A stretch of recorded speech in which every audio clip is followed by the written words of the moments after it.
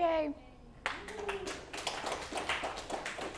So he just took care of like my first couple of slides because I was just going to talk a little bit about my experience, but I mean that pretty much sums it up. I did social media for Dell, a little bit of social media for EA, but more like heavy content creation and management. And then at Springbox, which was an interactive agency, it was kind of like if you ever seen Mad Men, that was kind of like what my life was like when I was working there, except with less alcohol and all the inappropriate office sex.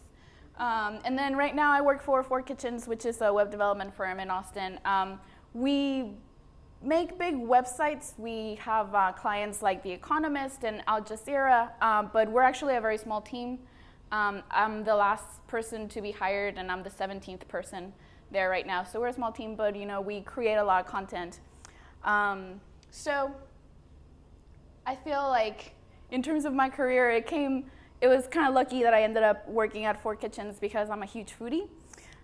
So a lot of people, whenever they're like, well, where do you work? What, is that a restaurant? I'm like, no, we make websites because, let me tell you a story. Because, making a website is like, making a feast. Like you have to make sure that you have like the right cooks and stuff. So that's kind of where the name came from. So I don't cook, and I don't work for a restaurant. I work for a place that makes websites. And then also, I'm really into social media. I don't know how it happened, but that's kind of where I carved my niche in my career. So that's me meeting the Old Spice guy. This was back in 2011 at a social media conference because I'm one of those nerds that goes to social media conferences. And he gave the closing night speech, and then after that he stayed in and let you take pictures with him and stuff, and it was awesome. And yes, he smelled amazing. I don't know if it was Old Spice, but definitely you can see that I'm pretty far away. I'm not right up on his business, and he still smelled really good. So the reason why I bring that up is because Old Spice is still to this day considered to be the most successful social media campaign ever. And I always like to start talking about social media with this video because it goes into numbers and it goes into how this campaign was made and what made it so successful. So here's hoping that there's audio.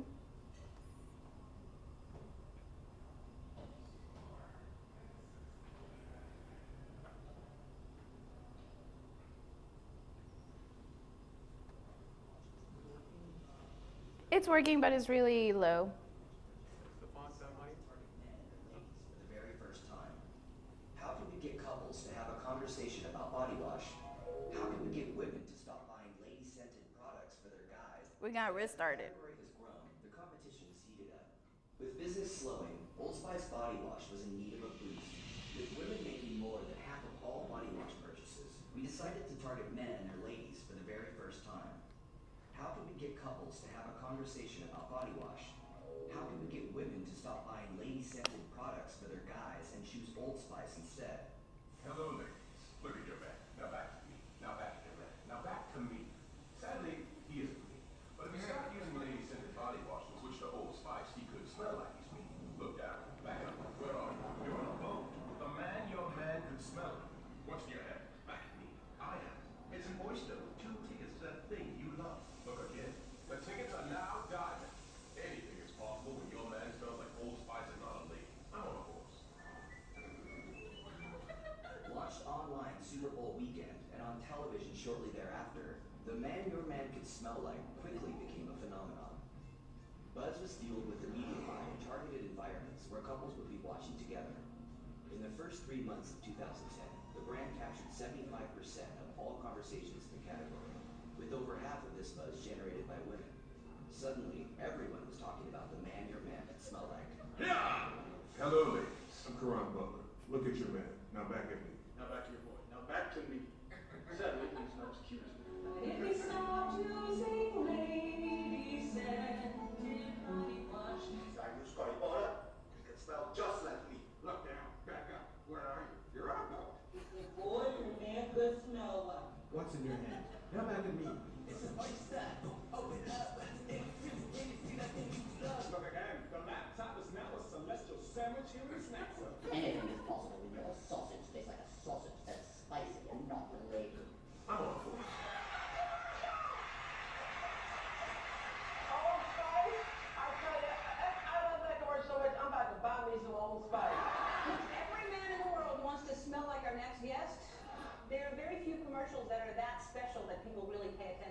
On the heels of this overwhelming success, an encore performance was a no-brainer.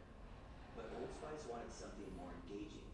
How could the man your man could smell like have a conversation with his fans on a more intimate, personal level? And so the response campaign was born. In 2.5 days, a Wieden Kennedy team of creatives, digital strategists, developers, and producers filmed 186 video responses to fans and celebrities, pulled from questions on Twitter, Facebook, Reddit, and more. These real-time messages were then posted on YouTube, sparking a sensation that would become the fastest-growing and most popular interactive campaign in history. On YouTube, 12755JEH commented, "I love these commercials. And I love you. Monica smile. And I've renamed my kingdom Presidential Avatar. Please excuse me, I have another call." Oh, hello, dangerous prairie wolf. This voicemail is now done. On day one, the campaign received 5.9 million YouTube views, more than Obama's victory speech after 24 hours. On day two, Old Spice had 8 out of the top 11 most popular videos on the web. By day 3, the campaign eclipsed 20 million views. And 1 week post-launch, the work has been seen more than 40 million times. During this time, the brand's Twitter following increased 2,700%. Facebook fan interaction went up 800%. Traffic to oldspice.com increased 300%. And Old Spice became #1 all-time most viewed branded channel on YouTube. And in the 6 months since the Man Your Man Could Smell Like first appeared, the campaign has generated more than 1.4 billion impressions for the brand. And that's a lot. Without question, the campaign has had a dramatic impact on the bottom line. In the 6 months since launch, sales of Old Spice body wash has increased 27% from a year ago. In the last 3 months, sales are up 55%. And in the past month, sales are up 107%, cementing Old Spice as the #1 brand of body wash for men.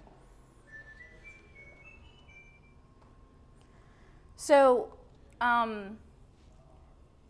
as I said before, I used to work at Dell, and actually I used to teach social media there, and we used to always begin our introductory classes with that video to just kind of show like the power of social media.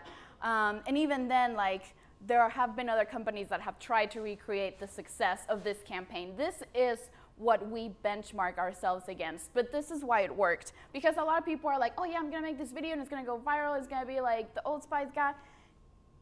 It's probably not gonna work that way, and this is why.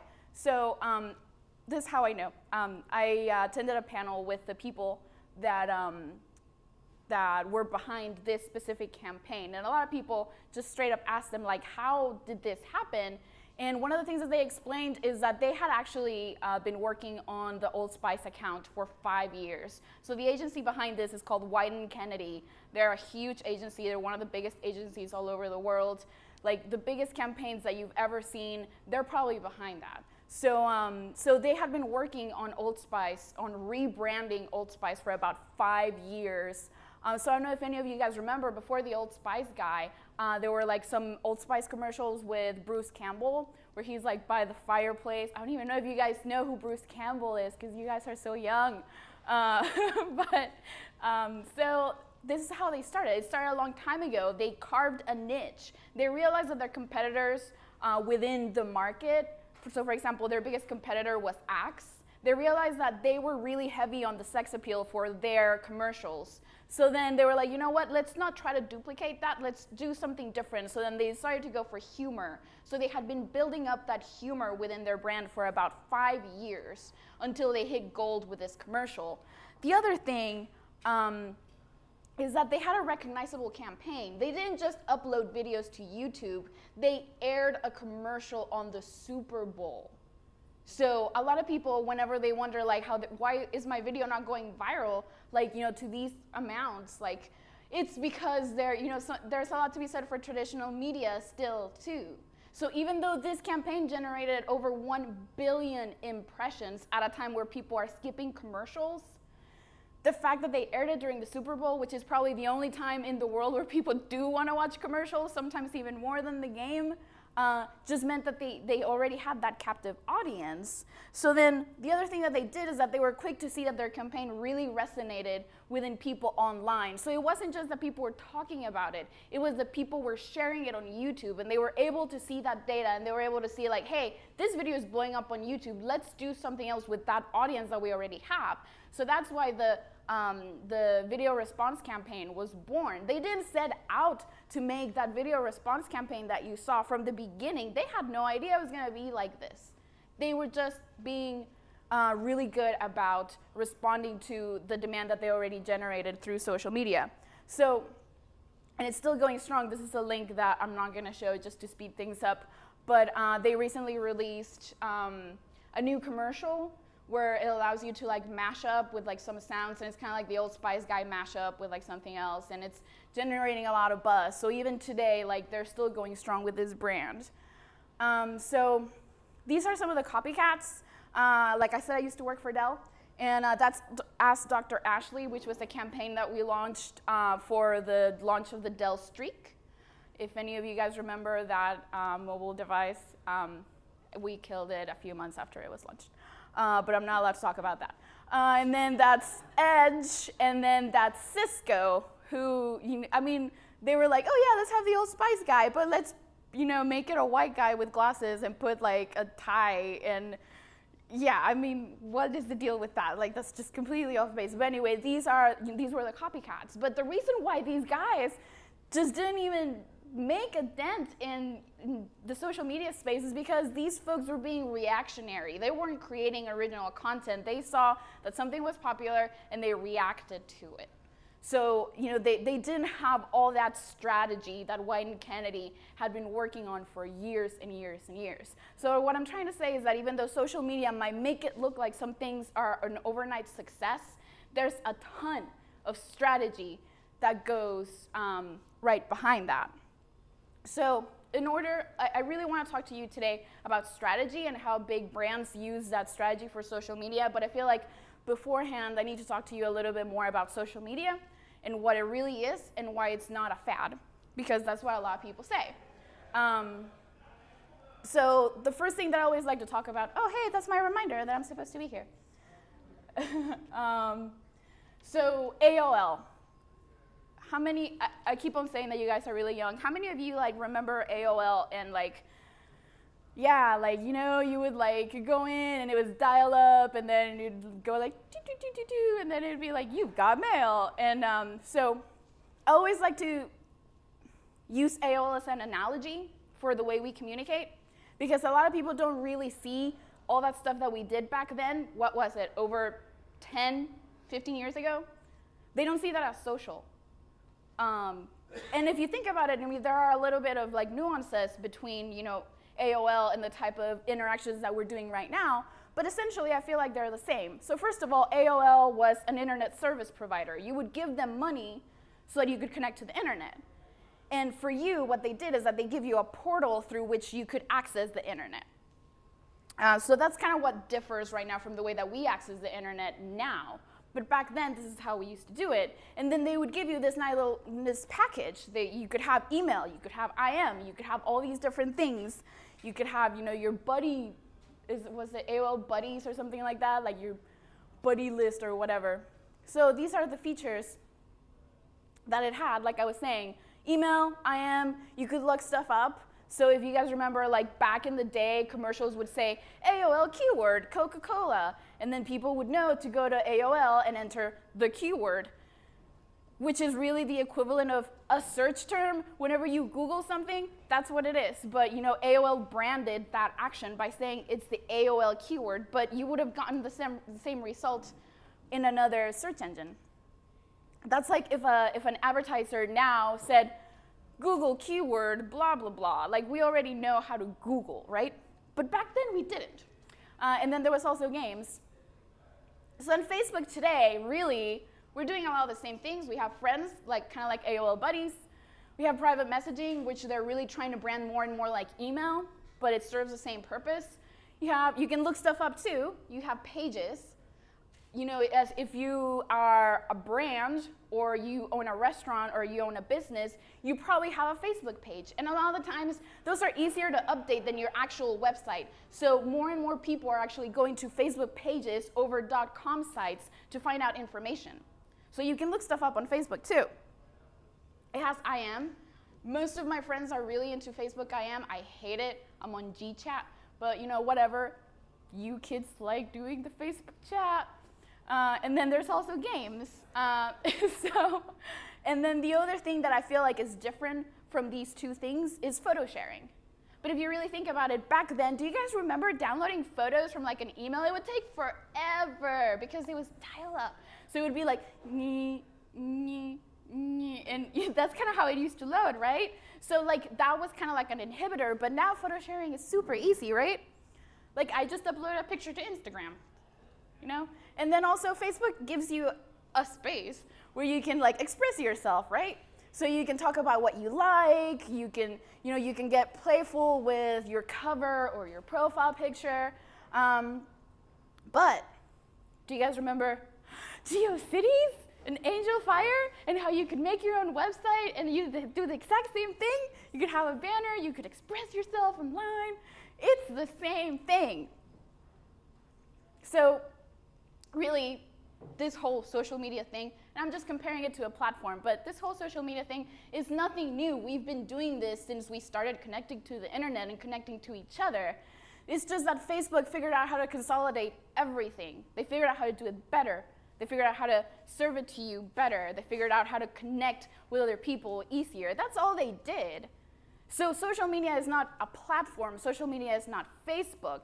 If you really think about like the first times that people started using the internet, they started emailing each other because we have this need to communicate with each other for entertainment or information.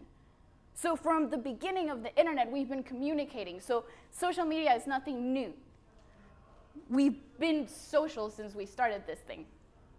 So really, the way I see it is that nothing's really changed. The only thing is that things got easier. So photo sharing got easier. You no longer have to wait 30 minutes until your picture completely loads on a browser. You can message people. You can use Facebook chat right from your phone. You don't have to log on. Like if you guys remember logging on to AOL to chat with people, you don't have to do that anymore. Everything is consolidated. It's mobile. It's fast. So it just got easier. But it didn't get easier because of Facebook, because they're a good platform. It got easier because technology has progressed to the fact that it has allowed these things to be easier. So really, the way I see it is that we just moved the conversation to a different platform. So while in 1995, everybody was logging on to AOL to talk to their friends and be social and do games and do all these things that I've been talking about, now we're logging on online with a different ISP, but we're going mostly to Facebook. That's where most of the traffic goes to. So we just moved the conversation to a different platform. So really, Facebook might still be around in a few years. I'm not saying it's going anywhere. AOL right now, that's I guess their logo way back, maybe in early 2000s, and this is their new rebranding. So they're trying to do a lot of things. They've moved on from trying to give you and serve you the internet, and now they're more of a content provider. They recently went through a huge acquisition, and they acquired TechCrunch, which is a very popular tech blog. They acquired the Huffington Post. I don't know how many of you are familiar with that and read it. So they acquired a bunch of all these publications. And they've been focusing a lot more on just generating content for you than to, even compete with things like Facebook. So the way I see it is that the conversation has been moving. So maybe 10 years from now, Facebook might still be around. It's absolutely likely. They have a lot of money. Is that going to be the destination where the conversation is happening? Probably not. It'd be foolish to think that it's still going to be the same. But the way I see it is that this whole social media thing is just us being aware that there's a shift in the way that we communicate and the way that we expect to be communicated with. So I bet you that 5 years from now, you're still going to expect to do a lot of the same things that you're currently doing. You're still going to expect to share things like a status update with your friends. You're still going to expect to look at videos or pictures of cats or whatever strikes your fancy. You're still going to expect to do the same things, but you're probably going to do them at a different platform. Because I feel like the way that things are going, communication is instant, it's asynchronous. We don't have to be connected at the same time. We can be connected at different times, but I can still see your posts. And it's user-generated. So this means that the brands and the people who were traditionally the content creators, they're no longer in control. They're no longer, getting your attention all the time. You guys are the ones generating the content. You guys are the ones saying, this is funny. You guys are pressing that share button. So that is also a huge shift. So like I said, we're the content creators now. That also means you're content curators. Maybe you don't make pictures. Maybe you don't caption memes on Meme Generator like I do. Maybe you don't, draw comics and post them online or whatever. Maybe you're not a writer, you don't do blog posts, but maybe you're on Pinterest and you have really good taste and you pin a lot of really cool stuff. That means you're a content curator. If you're the type of person that's out there and finds something and you're like, man, this is awesome, and you go and share it and people tend to like it, you're a curator. You can also be a content creator. So like I was saying, if you're a writer, if you make movies, if you take pictures, whatever it is that you do, and you share that, you share something that you made, you're a creator. You can also be an influencer, and that's where it gets interesting because that's what brands want to hear. That's who they want to meet. Influencers are people that there's always someone within your social media circle. They don't have to be celebrities. They can just be whoever. But there's certain people that are kind of like the taste makers, that you see them wearing whatever shoes and you're like, I want those shoes.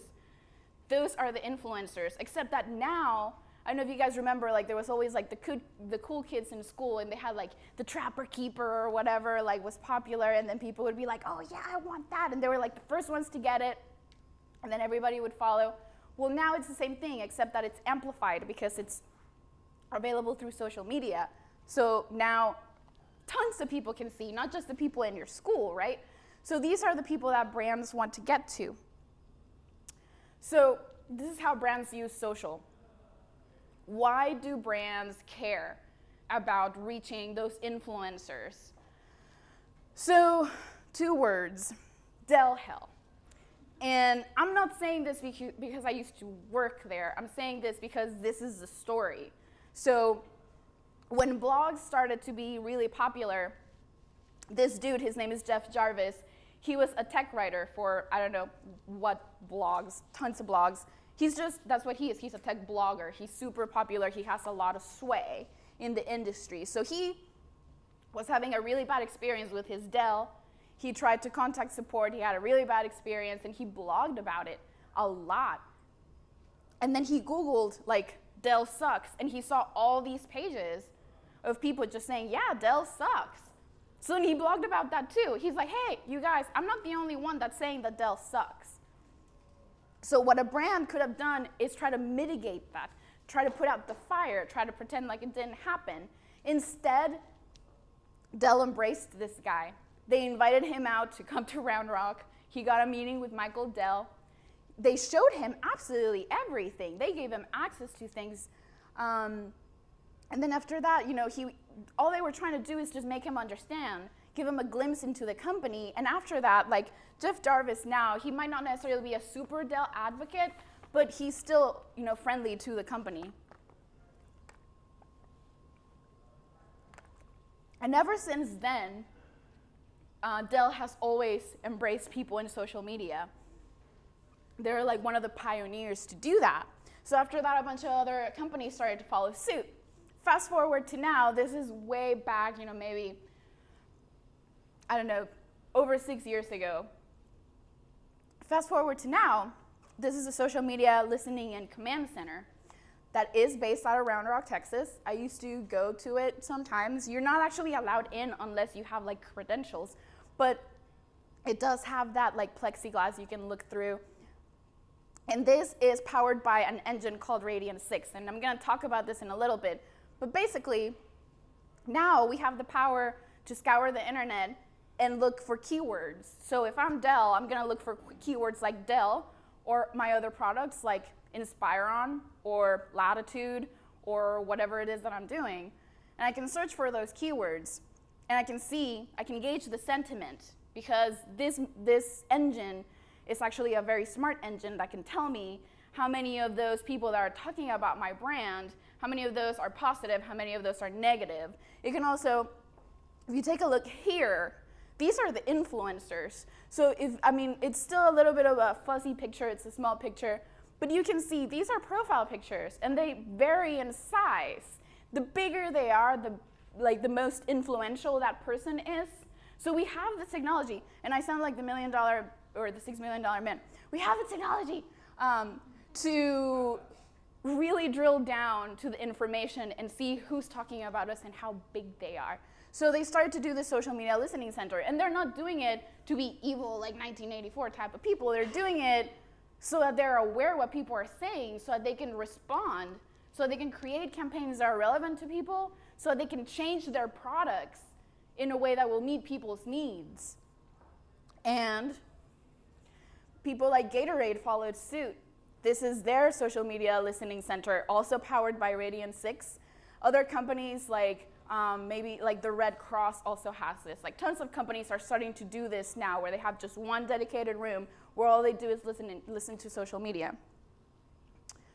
So these are some of the tools that are out there. Some of them are free, some of them are paid. Radian 6 is the best one. Radian 6 is the one that I have the most experience with. And I wanted to show you a quick video of kind of what it does. It's a 2-minute video. Yeah. Imagine a blogger says, I'm watching the Apple keynote, can't wait to get the iPad, anyone know when it's available? The current state of the industry is you can search for those conversations and you can count them and you can, it's text search. But how do we understand the meaning behind the words? How do we interpret these conversations? The powerful, if you take that sentence, there's several things in there. First of all, there's an expression of intent to buy. Can't wait to get this product. So there's one piece of data we need to add. Secondly, there's a question. So the person's asking for help, saying, anyone know, when we can get this? So there's another piece of data we can add to this. Third, they mentioned a company, Apple. It's not a fruit, it's a company. And so we need to know that a company's mentioned called Apple. There's a product mentioned called iPad. And all of this meaning can be added and attached to the sentence. We also know that the person who made this statement is, male and, a certain age and maybe likes sports cars and things like that. So all that enrichment helps you understand and enrich the data with meaning, with semantic meaning behind the conversation. So here's why you need this. Let's say you want to ask a business question. Did people watch our keynote and did they express buying intent around our products? Okay. What you had to do before was really wade through thousands or millions of conversations to try to answer that question. But now, if you've taken this and you've added the semantic meaning to the conversation, a few clicks can answer that question. I can say, show me all the conversations with buying intent. Show me all the conversations that mention Apple, my company, and then take those buying intent conversations and what products are they talking about, and which ones are males talking about or females talking about. And right away, I can measure buying intent expressed by product around the keynote, boom, just like that. That's the power of being able to have the semantic meaning behind the conversations available at your fingertips.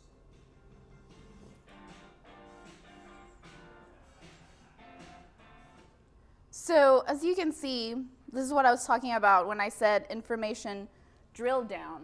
You can gauge sentiment. You can see share of voice, how many people are talking about Apple versus how many people are talking about Dell. You can see that. You can see buying intent, which is really powerful, because if someone says, I just watched the Apple keynote and I really want to buy an iPad, you could potentially try to figure out who those people are and either reach out to them via Twitter or try to do something like that where you can engage these people. It identifies those people that have buying intent. And also it identifies, moreover, people that are influencers. So like I was saying, the engine is so smart that figures out who out there has the biggest possibility to get retweets, who out there has the most followers, and it just puts that into this formula, and they can figure out, hey, these people are super influential in their sphere. Let's try to do something with them. So this is kind of like the new marketing. So also, you can look at the rabble-rousers. So I feel like right now we live in the rabble-rabble area or era. So people tend to complain a lot on social media.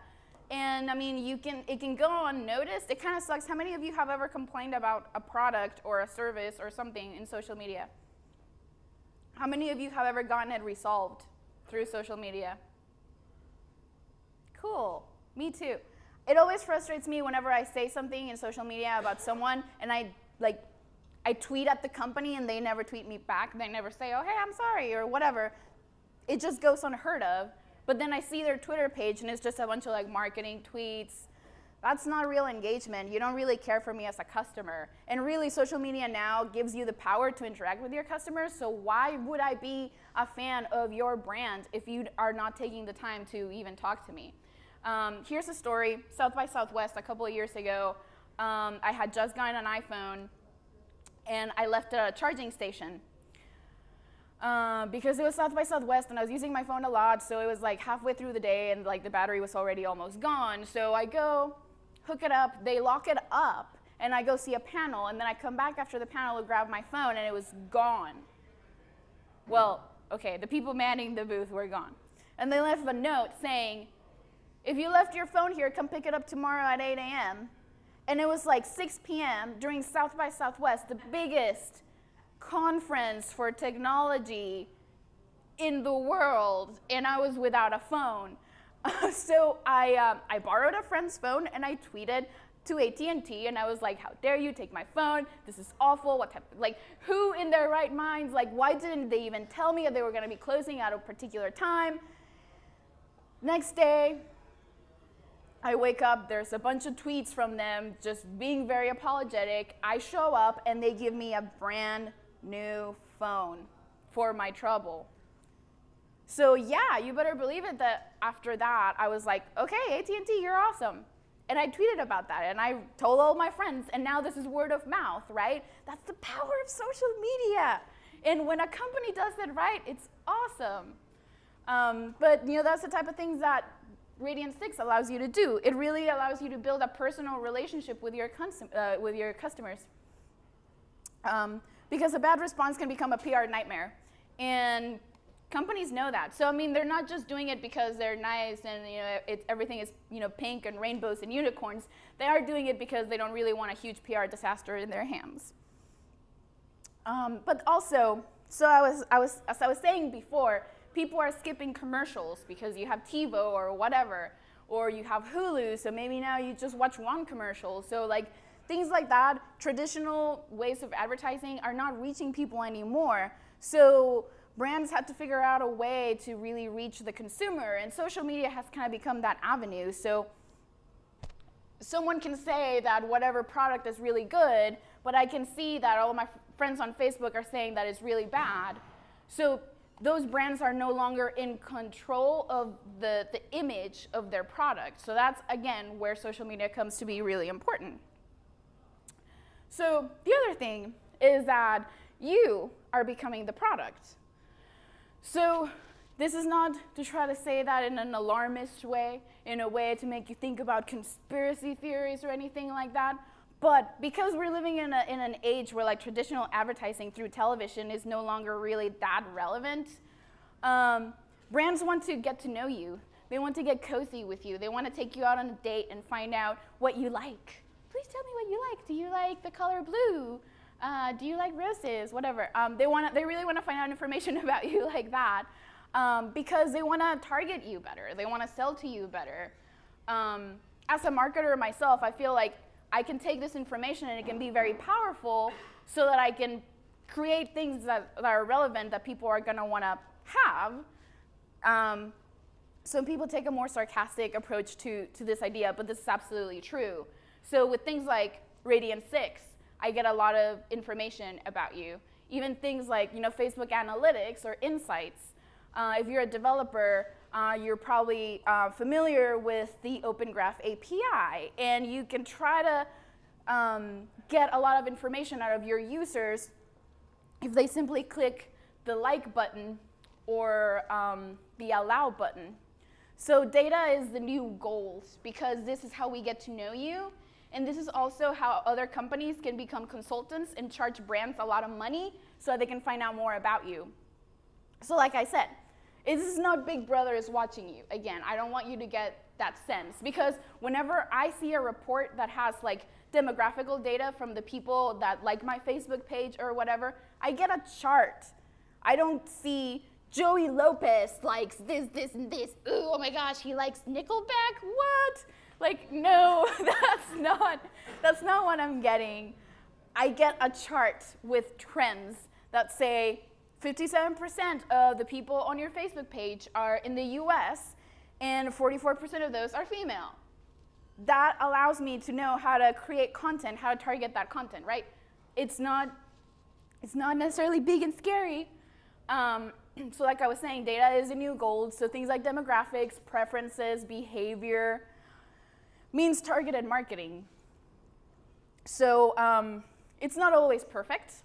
So this guy wrote a blog post a few months ago about how I became an Amazon spokesperson for a 55-gallon drum of personal lube on Facebook.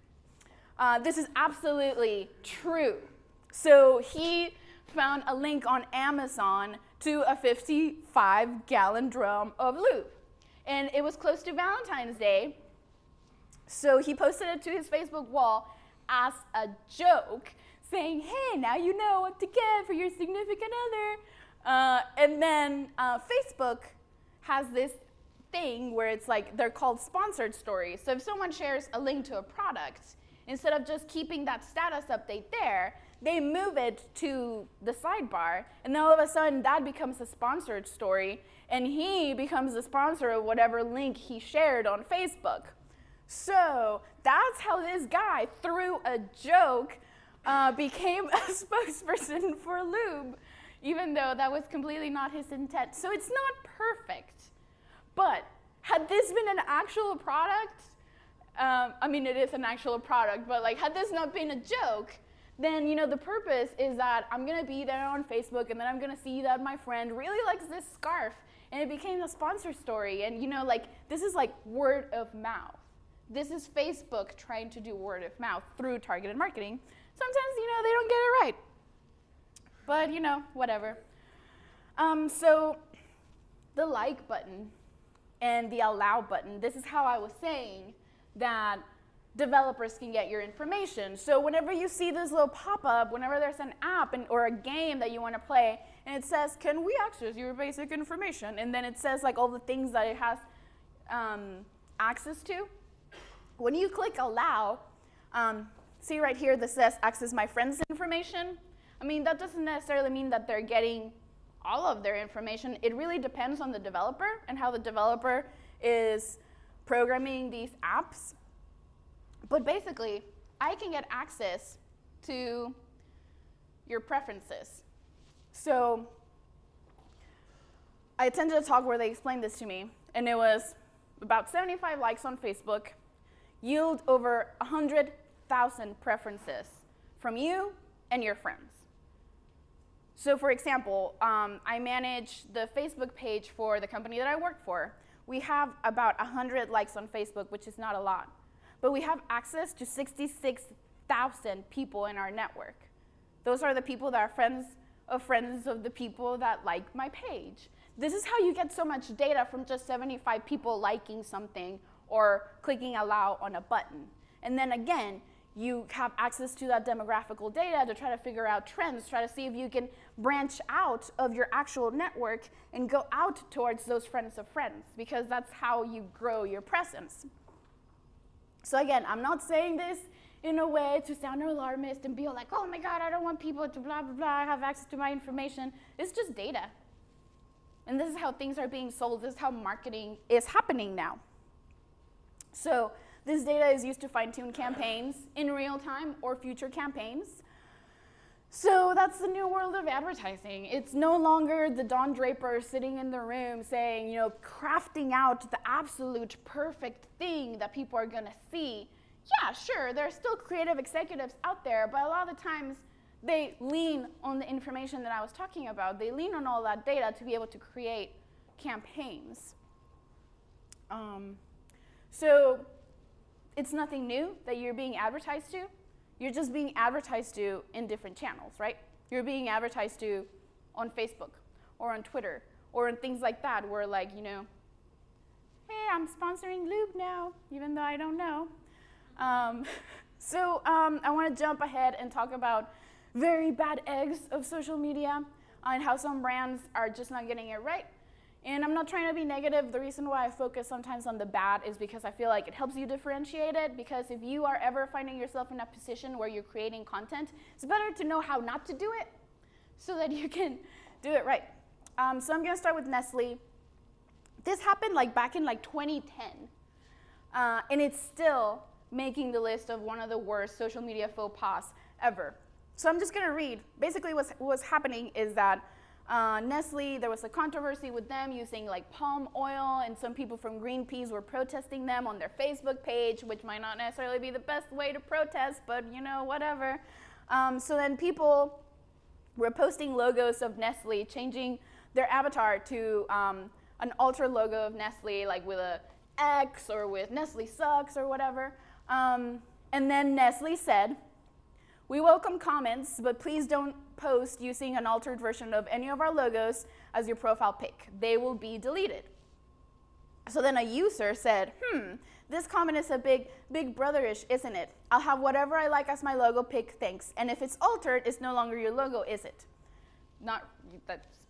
Let's not talk about intellectual property, but, so his reply, instead of being, you know, a nice brand and trying to be your friend and being understanding, he's like, well, that's a new understanding of intellectual property rights. We'll muse on that. You can have what you like as your profile picture, but if it's an altered version of any of our logos, we'll remove it from this page. So Paul again said, well, not sure where how you're gonna win friends in the social media space with this sort of dogmatic approach. I understand that you're on your back foot due to various issues, blah, blah, blah, but social media is about embracing your market, engaging and having a conversation rather than preaching. And Nestle said, thanks for the lesson in manners. Consider yourself embraced. I mean, oh, that is so snarky. I mean, if someone said that to you, like face to face, you would be like, you bitch. I mean, like you would slap them or something, right? I mean, you'd be like, what? Are you sassing me? So whoever was behind this Facebook page totally sassed a customer. And not just like, hey, maybe if you're like, you know, I don't know, you work at the Gap and you're like sassy with a customer and nobody knows, but they did it on a very public forum. And even though later they deleted all this stuff, like people had already taken screenshots of that. It was already on, I don't know, whatever Mashable website or whatever. And it's still being talked to this day as bad social media. So don't ever assume that conversations are gonna go away. And honestly, don't be sassy towards your customers. Like, if Nestle would have handled this correctly, they would have turned these people who are taking the time to post, these people are influencers and they're pissing them off. So they could have turned this person into a Nestle supporter, but they missed out on that because their pride won over their social media strategy. This is Honda. This is a very important one.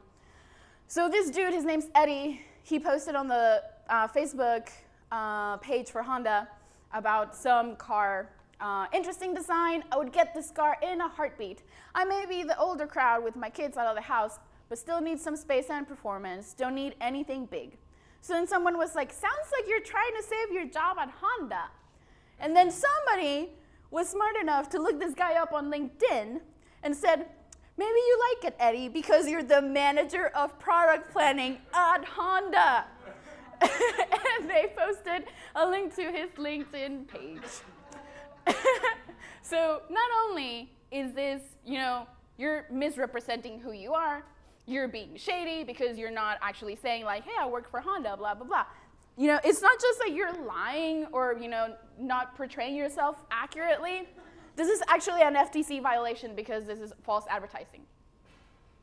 So just because it's not on traditional media, it doesn't mean that you can't get sued or someone can't claim false advertising. So ever since then, this has been turned again, into some sort of like regulation to where like if you do work for a company and you are going to talk about their products, you have to say that you work for that company. If not, you could be violating FTC regulations. So a better post, like for example, when I worked at Dell and people wanted to talk about the products, then we would say like, hey, my team just launched this, blah, blah, blah. It's really awesome. So, maybe you just wanted to share what you did and you just said, I worked there, and that's it. And it's, it doesn't have to be stealthy and it doesn't have to be deceiving. And then the next one. So Burger King. I actually remember this one, and I thought it was kind of silly. So it was about, how many of you remember this campaign? It was, I think it was called the Friend Sacrifice or something. So if you went on their app and then you told the app which friends you were going to delete, and you deleted 10, you got a coupon for a free Whopper. So this is a screenshot, and you can see that there were about 47,000 friends sacrificed for Whoppers. And if you think about it, it's funny, it's clever, but Facebook got pissed off. I wonder why. Because Facebook is all about okay, to be fair, the more friends you guys have on Facebook, the more valuable Facebook is. So they got pissed off with Burger King, and they were like, hey, you know what? That's actually against our terms of service. You're asking our users to do something that completely goes against what we stand for and what we're all about, so you guys better quit it. Or you can, I think they gave them some regulations of what to do, how to improve this campaign, but Burger King was like, no, we're not gonna do that. So then they pulled it. So yeah, hey, A+ for the idea, very clever, but I don't know, F on the execution, because you didn't read the terms of service, and you're asking your users to do something that goes against the platform. So yeah, maybe don't do that. Kenneth Cole. So a lot of people, especially if you're on Twitter, people tend to be very topical. So somebody at Kenneth Cole thought it would be a good idea to kind of, take the riots in Cairo kind of lightly. So then this is what they sent. Millions are in uproar in Cairo. Rumor is they heard our new spring collection is now available online. And if you think about it, they were actually capitalizing on the conversation on Twitter that day because they used the hashtag Cairo, which was a trending hashtag that day. So anybody looking for whatever was going on, they wanted to know what was going on there, they got to see this tweet. So they're not necessarily breaking any terms of service or anything like that. They're just being shady, and they're being extremely tasteless with a very serious political situation. So it actually garnered a lot of backlash. So somebody was like, hey, Kenneth Cole, I look forward to slavery and Holocaust jokes next. Yeah. So, and again, this is, one of the top 10 worst, social media fails. I think they followed it up with, a non-apology on Twitter. But, again, it's A, for effort, because you were being topical and you were, using hashtags the right way. Maybe don't talk about things that are completely unrelated. This is called bait and switch, right? Because you search for that hashtag because you want to know about Cairo, and you get an advertising from Kenneth Cole. So no. And then Snickers. This is one of my favorites, and this is actually pretty recent. And it only happened in the UK. That's why specifying that this is Snickers UK. So basically, these celebrities. So this guy is a soccer player. He's a footballer. So he started tweeting about how much he liked knitting. And then, people were like, okay. And then after that, he posted this picture of you're not you when you're hungry, Snickers. And he's eating a Snickers, because that's the Snickers campaign. It's you're not you when you're hungry. So then they paid all these people to tweet they're not them, say crazy things so that, people would be like, what? And then they followed this up. So, okay, again, interesting idea. Yay. Fun. But false advertising. People called them out on this so much. They were like, really? I subscribe to your Twitter feed because I find you an interesting person. I don't want to be sold to like this. So even though, yeah, we are being sold to through social media, this was found to be a little bit too intrusive and a little bit too deceiving because he didn't flat out completely state that he was being paid by Snickers. So again, this goes back to, not violating laws of false advertising. This is the Red Cross, and this is a really funny one, but this is one that was handled well. So if you see, this was sent at 11:24 p.m. I think it was like on a Friday. So it was, Ryan found 2 more 4-bottle packs of Dogfish Heads, Midas Touch beer. When we drink, we do it right. Hashtag Giddings Lizard. So, and a lot of people were very puzzled by this. Who can guess what happened? Dogfish Head got angry. No, yes, they got drunk. Basically what happened is that this person probably had access to the American Red Cross Twitter, and it looks like they were using Hootsuite, so they posted to the wrong account instead of on their personal account. So, pro tip, don't use the same platform to publish your work stuff with your personal stuff. So for example, for Twitter, I use Tweetbot for my personal Twitter, and for my work Twitter, I use Hootsuite. So I know that that's never gonna happen. I'm never gonna tweet from the 4 Kitchens account saying, I love my bunnies, here are pictures of my bunnies. That's never gonna happen. But this happened to them. And worst of all, the Red Cross, but they responded on Twitter by saying, we deleted the rogue tweet. They're acknowledging that there was a bad tweet, and they're acknowledging that they deleted it to be transparent. And then they said, rest assured, the Red Cross is sober, we've confiscated the keys. And then on the blog, they talked a little bit more in detail about this, and they said, well, we're a 130-year-old humanitarian organization. We're also run by human beings. So they're being really honest about what happened. It's like, they're human beings that work for us. Yeah, they're gonna go have a beer. Maybe they were getting a little bit too hammered, but whatever. They're saying, mistakes happen, and they acknowledged it. And then people thought that this was such a great just response. They felt like it was really refreshing. They were embracing. They were like, yeah, we fucked up. So this hashtag was turned into a donation tool. So for about a day, anybody that used that hashtag donated to the Red Cross. So that's doing it right, folks. This is McDonald's. This is the last example I'm going to talk about. So McD stories. These are so much fun. So they decided one day that they wanted to have people on Twitter talk and reminisce about stories of McDonald's. So I think what they were trying to do is go for like the family values and nostalgia, things like that.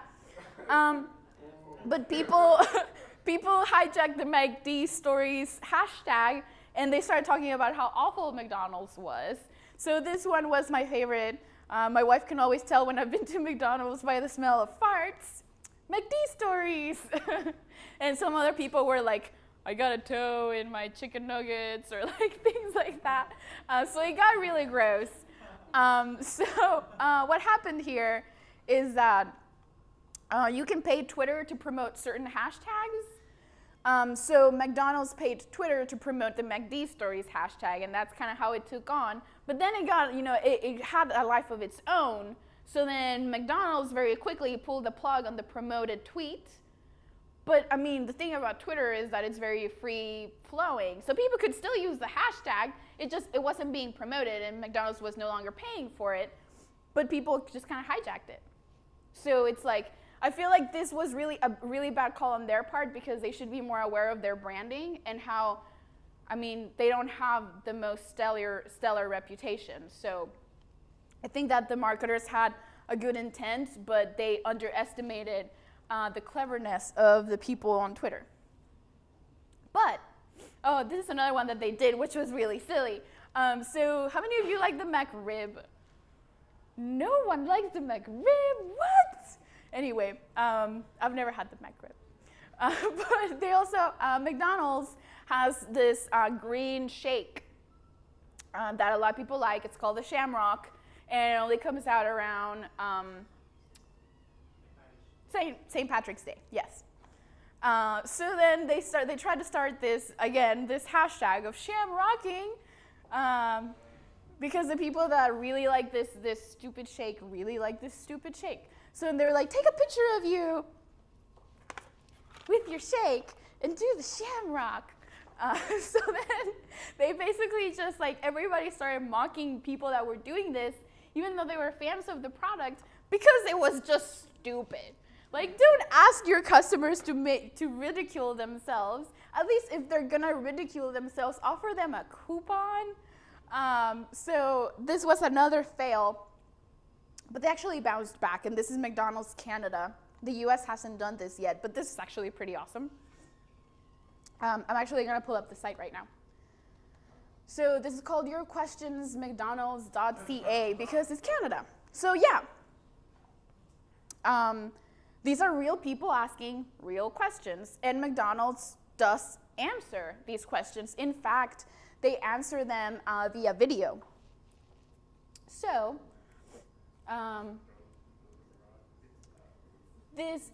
we're just gonna watch a little bit, like the beginning, so that you can kind of see.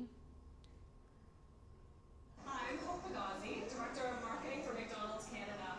And I'm here with a question from Isabel M. from Toronto, Ontario. She asks, why does your food look different in the advertising than what's in the store? It's a great question, Isabel. We get asked that a lot. And if you want to come with me, I'm going to take you across the street. We're going to find out a bit more. Come on. Hello. Can I please order a quarter pounder with cheese? Thank you. Thank you so much. Here's my hot and fresh quarter pounder with cheese. Oh, that's good. Look at this beauty. Put this one back in the box. I'm going to go over to our photo studio and... So then she takes it literally to the photo studio where they're photographing the quarter pounder, and just for the sake of time, I'm going to try to fast forward. So, see if I can find this place. This is kind of where they talk about how they light and how they style the burger. Sitting crooked, so he's just compensating. So I'm just melting down the cheese with my palette knife. Maybe I'll put mustard, ketchup. Actually, ketchup, mustard, ketchup. Really? That's nice. This burger looks pretty good as is. I don't think it's going to need much retouching whatsoever. Let me introduce you to Stuart Murray. He's going to take the side-by-side comparison and do a little finessing of the product. Less amount of retouching that we do to something, the less perfect it looks, but actually it looks more appetizing and more convincing. But just enhancing some color, taking out some of the little accents that might happen in preparation, which obviously doesn't show the product in its best possible light. Here you can definitely see that there's a size difference. The box that our sandwiches come in. Keep the sandwiches warm, which creates a bit of a steam effect, and it does make the bun contract a little bit. And then the main difference is the fact that we actually took all the ingredients that are normally hidden under the bun and we pulled them to the foreground so that you can see them. And those are the main differences. So, Isabel, thank you so much for your question. I hope that answered it for you. Thanks. So even though, yes. I do have a question. Did this like emphasize how great of a product this was, or did this like really show us how bad It is. inside? Like, yes to that question. It is meant to show you that the product is for reals, and that the reason why it looks different on the menu is because of all these things, how they pulled the things into the foreground and blah, blah, blah, and how the box is small, so then like that's why, you know, the steam effect, blah, blah, blah, okay, whatever. So yeah, it is supposed to convince you that the product is good. I don't think it did for anybody here, but I'll be lying if I said that I didn't want to go get a Big Mac after I saw this. I was like, I kind of want a Big Mac, and then I was like, wait, what am I thinking? But I feel like this is a step in the right direction because they're being truthful. So even though you guys had a reaction of like, man, that looks worse, they're being truthful. They're trying, and I honestly give them kudos for the fact that they are trying to connect with the audience by literally replying to their questions. So, I mean, how many companies open themselves up to do that? Not a lot. So this is the last section. I'm going to talk about personal branding. I can blow through this super quick because I think we're almost out of time. Almost out of time? 10 minutes. Okay, I think I can do it in 10 minutes. So why is personal branding important? Do any of you like Louis C.K.?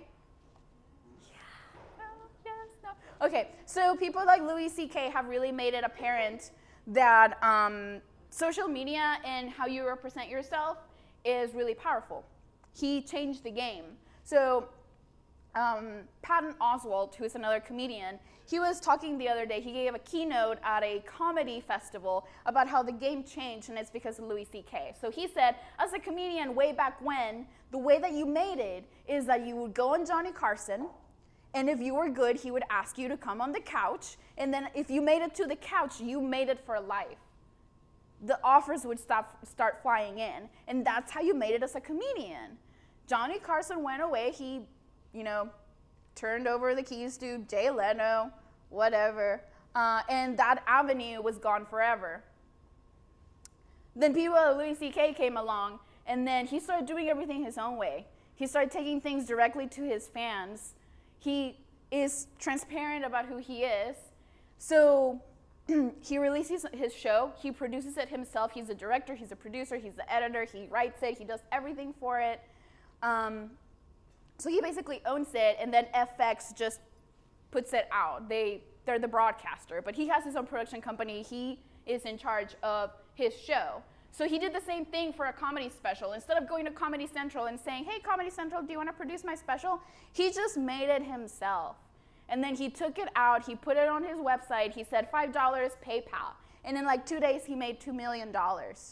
So I'm not saying that if you're a comedian and you go and you make your own comedy special and you put it on your website, you're gonna make $2 million in 2 days. That's not what I'm saying. What I'm saying is that, he had a very good strategy. He had been working for a long time on his image, on his craft, on his content, so that when he amassed that following that he now has, he knew that he could take it straight to them and that he could make it available to them through the technology that we now have. And it went viral because he had this followership, and then people started telling each other, hey, did you download Louis C.K.'s thing yet?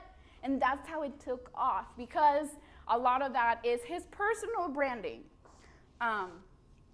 So now is the time for content creators. You can go straight to your audience like Louis does. So if you're a writer, blog. If you're a filmmaker, you should get on Vimeo and YouTube. A lot of festivals sometimes, they can see that, if your video is on YouTube, they become familiar with these shorts. Some festivals, though, will not play you if you're on YouTube. I think that's bullshit, because, how else are you going to get to reach out an audience? But whatever, it's a different issue. But if you're a filmmaker, your stuff should definitely be up there. If you're a musician, there's things like SoundCloud where you can upload your music and people can comment on it. If you're a developer, there's even something for you too. You can get on GitHub and you can upload your code there, and if people like it, they download it and they add to it and they do all this stuff. This is how I found this template. This is an HTML5 template that I downloaded off of GitHub. But to build your empire, you need a strategy. So like I was saying before, Old Spice had a huge strategy. They had been working on it for years and years and years. So when it finally hit the fan, they just ran with it. So you have to think about your own personal brand in terms of the Monopoly dude.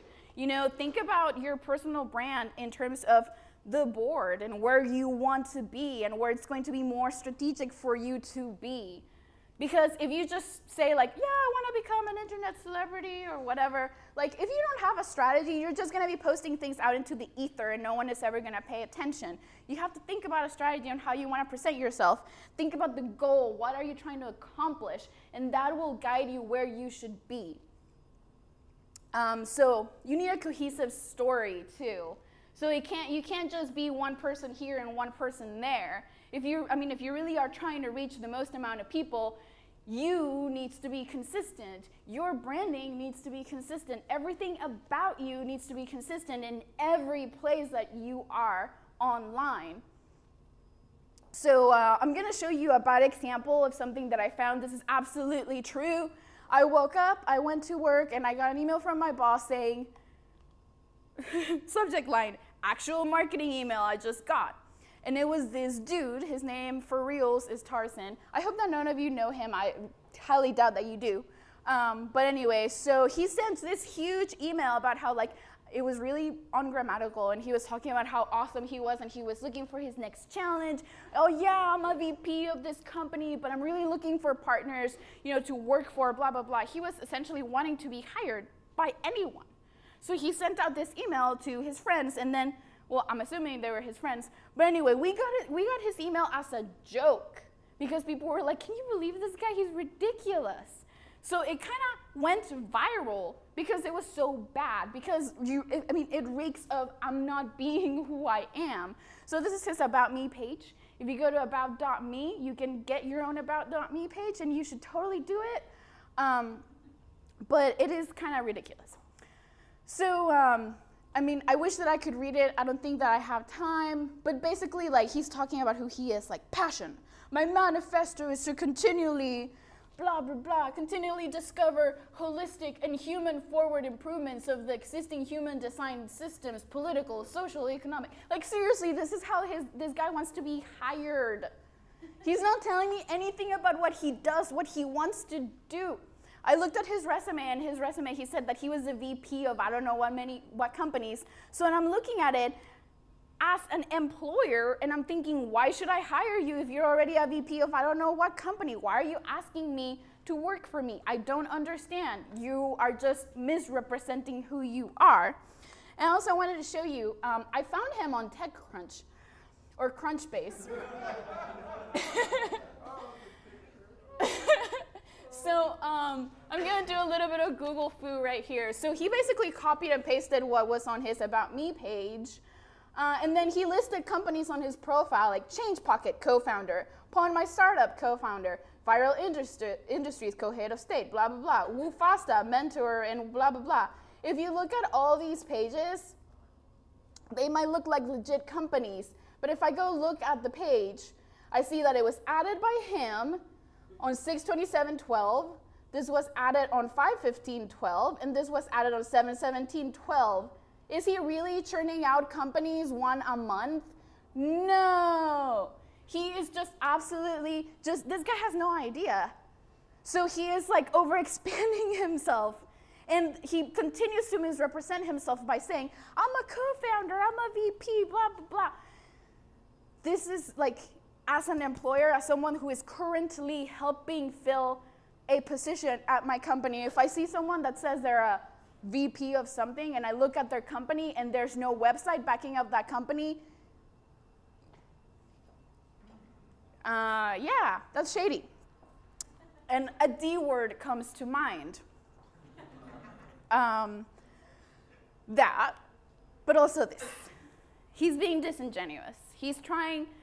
He might not be doing this knowingly, but he is being deceiving. He's trying to deceive you. He's not being transparent. His image is not being cohesive. Like I said, I just looked him up. I looked up all the companies that he's talking about, and they don't exist. So don't do that. Portray yourself as who you truly are, because otherwise people can see right through it. So good personal branding. This is a good example from About.me. This girl is, you can see right there, she's a cartoonist, she's a retired bike messenger, she's a UX designer, and then it says raging idealist. And then she's saying, I'm currently working on an autobiography comic book, blah, blah, blah. And then it says exactly where I can find her. I can find her on Twitter. Here's her LinkedIn, her Facebook. So basically, this tells me everything I need to know about her, where to find her if I want to contact her for whatever reason. Maybe I want to work with her. Maybe I want to hire her. Maybe I want to date her. I don't know. So this tells me where I can find her. But not only that, like if you see that picture of this dude, like he's wearing like some suit and tie, like what, is he going to a wedding? Is he James Bond? Like, no. It's completely like impersonable. But this, she's riding a bike. She used to be a bike messenger. Ah.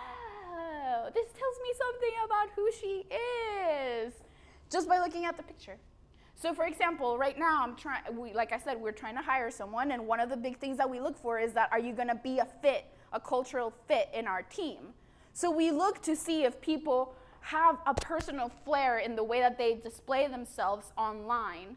So I would say that if you are going to try to start portraying yourself online, think about ways that you can do it in a way that is not douchey and is not coming across like you're being disingenuous about who you are, but also in a way that tells me a little bit about who you are as a person, not just professionally, because this tells me she's a UX designer, so I know what she does professionally, but it also tells me what she does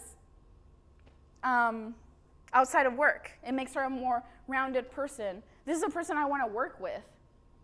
I don't know about you guys, but I think she looks cool. So that's just some things to think about your personal branding. So rules of thumb, make it easy for me to find you, not in a creepy way, but I just want to make sure that you're a for real person. I want to make sure that you're legit, that you are being who you were saying you are. Don't overspread your presence. Think about it as in your empire. When you're playing Monopoly and you have a lot of properties, sure, you're making cash, but it gets really hard to manage, right? The best strategy in Monopoly, probably just have a few really good properties that you build up, and then they become really expensive, and then people come in, and then you have to pay them like $4,000 for rent, and then you bankrupt them. That's the strategy in Monopoly. So don't overspread your presence. Less is more, and don't be shady. Don't get greedy, be transparent. This is for people who want to be on Kickstarter. So if you look through the presentation, which I will send later, there's this link to a girl that was on Kickstarter, and she was like, I want $8,000 to make my demo for Nashville because I want to be a country singer. And she had only raised like $200 out of her $8,000 limit. And it's because, I'm sorry, but like you can record your own demo for free at your house. Like you don't need $8,000. So don't get greedy. So practical uses, the bad. The reason why I'm saying this is bad is like, okay, this is how you're gonna represent yourself online. I can't see your face because your hat is covering it. Or here, like, I like his picture, it's cute because he's like, yeah, fist bump. But again, I can't see your face. A lot of people that I know use like old pictures of them because they think it's cute. Like, oh, hey, this is me as a kid. Okay, if I ever see you in an event, I'm not gonna know who you are. So you'd be surprised how many people will come up to you from Twitter and be like, yeah, I follow you on Twitter. I recognize you from your profile. And you're like, what? It totally happened. So that's not going to happen to you if you're not portraying yourself correctly. So really, your profile picture is very important. These are just a few examples of some pictures that I think are really good. These are people that, you know, I mean, if you were to see them in real life, you would probably, I mean, it doesn't get closer than this this photograph, you know, it's extreme close-up. So you can also choose to be anonymous, but just make sure that you're consistent. So this is Dr. Poppykicker, and I mean, he didn't have a picture of himself or anything like that. He is being absolutely anonymous. So if you are going to choose anonymity, be consistent with it. The other thing about personal branding, it's okay to think about how you're going to be represented visually. This is my friend William. He was redoing his branding for his website, and this is called a style tile. So this basically has like typography, colors that he's going to use for his website. You know, it's a good idea to also use the same colors on your Twitter page, maybe on your Facebook cover, or whatever other page that's out there. Maybe you're getting an About Me page. Make sure that you think through what your style is going to be, and make sure that it's consistent visually throughout all your platforms.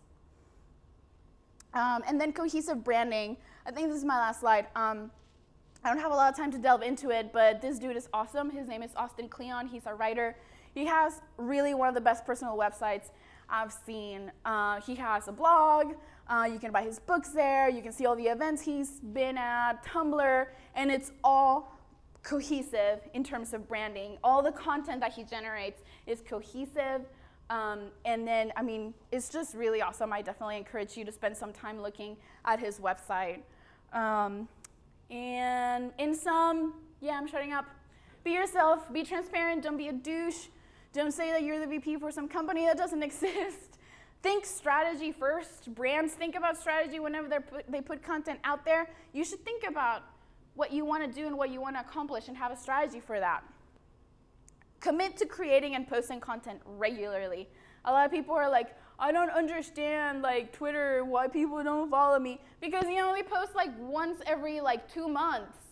No one's gonna follow you if you only post once in a blue moon. Like it takes time. And it's a commitment, but you have to commit to creating content and posting it regularly so that people can expect it. Because that's the only way that you're going to gain a followership. If people can consistently rely upon your content and expect it and know that they're going to find it. So that's it. Thank you.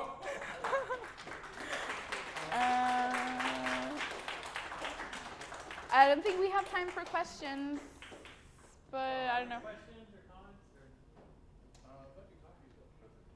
Sure. she's going to send us a link and I'll post it up.